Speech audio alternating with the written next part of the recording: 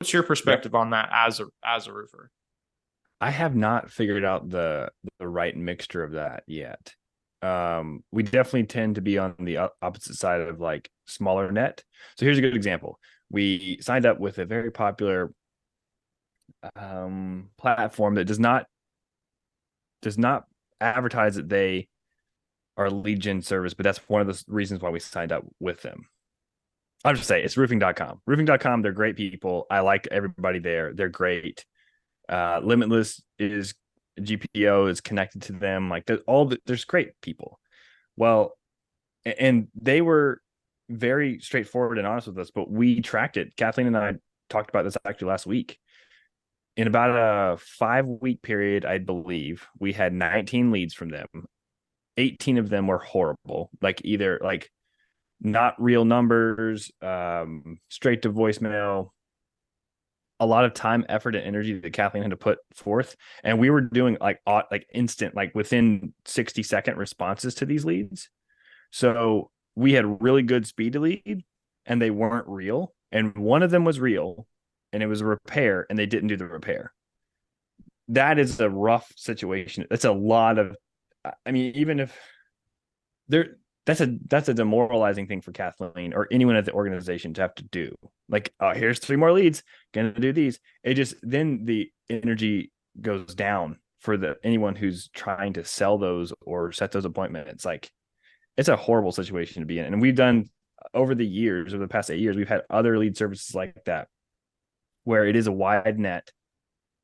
And these people are coming from roofing.com. So like they should be real leads, but now with all of the bots that are out there, all of the spam that's out there, I think that now it's really, really difficult to have lead like wide net lead flow like that. You're going to have more pre-qualification. And they even say that they talk to the individual who signs up for the lead before we get them.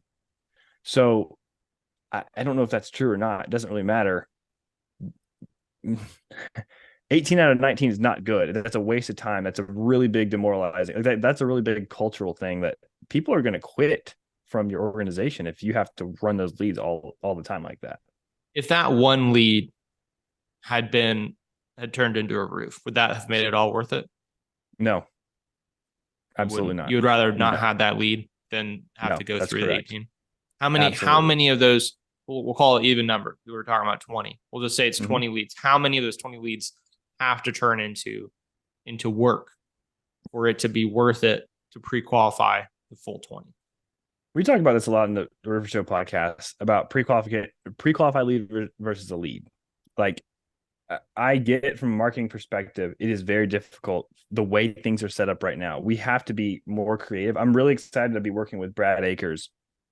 We're going to start training either the end of this week or next week, and I'm excited to see what he has to say and show us and train us on how to generate better pre-qualified leads because the old way of doing things simply does not work long term. It can work. It can work. You can generate some business. And we've done things like, okay, here's a different example. We sent out, I believe it was 3,000 mailers to specific, this is early on, like 3 or 4 years in the business. I sent out 3,000 mailers 3 times. And so it was around $10,000, maybe just over $10,000 with everything. And we sold one job that made $13,000 out of 3,000. Um, is that a good deal? That's a bad deal. So like it's that kind of marketing can work. It just didn't work in Athens. Maybe it'll work in Savannah, but it didn't work in Athens at all. And so sending out 3,000 mailers 3 times, maybe not enough. Maybe we should have done it 6 times and maybe we'd have generated more. But then our, acquisition cost would be way high to get that one. And in all practical purposes, that's a fail. If you spend 10,000 to get 13,000, that's not a win. I wonder, and this is something that I'm going to be working on building into ProLine in the coming months, is good lead tracking and lead source tracking.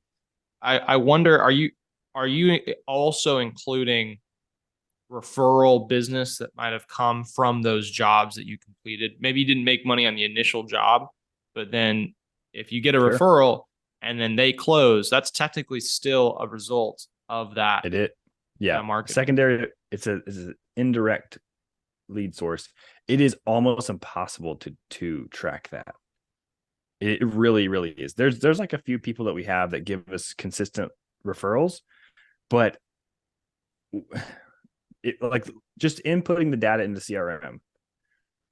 If we're always asking, how'd you hear about us? We're trying to get the lead source from the very beginning.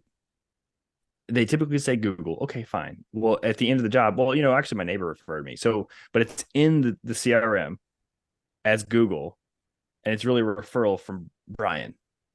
That's what happens over and over and over again. So then it's on the sales rep to make, oh, wait, I'm going to go back to the lead source. Let me input that data and make sure we give Brian the credit, or whatever the reason is.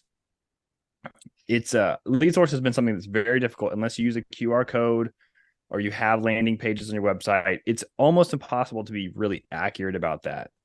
I haven't seen anyone to be really accurate, because you can be good, but it's not 100% accurate whenever, and then you don't know how to spend your marketing dollars or where to spend marketing dollars because of the lead source. We hear a lot of yard signs and a lot of truck wraps and a lot of door hangers and things like that, and postcards. But how do we know when we haven't figured that out yet in my business? Yeah, well, I mean, I think part of it is we haven't quite figured it out in Proline yet. I'm thinking through how I might implement that, because it's going to be in the next couple months. So I'm going to be building out our lead source tracking on the contact side. We already have tagging on the project side, but on the contact/customer side, would it make sense to have?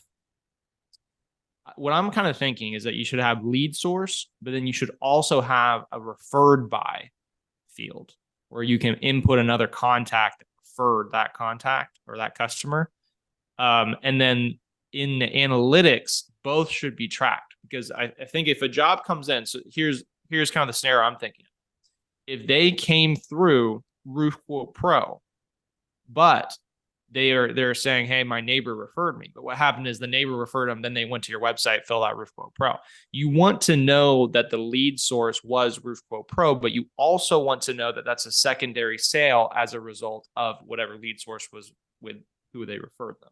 So I feel like that's something that we should be tracking in our analytics for Proline, for Proline users. We should be tracking both. You should be able to see for each lead source what was your primary revenue as a result of these lead sources, and then also your secondary revenue, from referrals. What do you think? That's kind of how I'm envisioning it. Is like having I would both, love that. they're separate I love fields. That. I think the hard part is consistency with your team. Like, it is the last thing on their mind. They're trying to move the needle forward, finding the putting lead that source, inputting that data. Yeah, inputting the data, like from a salesperson who's out there in the field. That's like a really hard thing to get them to do. Even if you're an office person or an admin or anyone, like, it is really, really hard to get people to, hey, wait, hold on. I know we're doing a thing. We're moving forward with this roofing process, like whatever it is. We're selling, we're producing, we're getting referrals, we're invoicing, whatever those things are. I know we're doing these things, but hey, can you just remind me? I know you already said Google, but can you remind me of like how we heard about you? Like we asked 2 or 3 times in either a form or in person to get people to actually, it's the homeowners. It's the homeowners are the ones that are like, I don't even know. I don't remember how. Maybe I saw, like, they don't know. That's why it's so important from a marketing perspective to have like multiple different ways that people see your brand, because they just don't know. They do. I mean, over and over again, they're like, I don't know.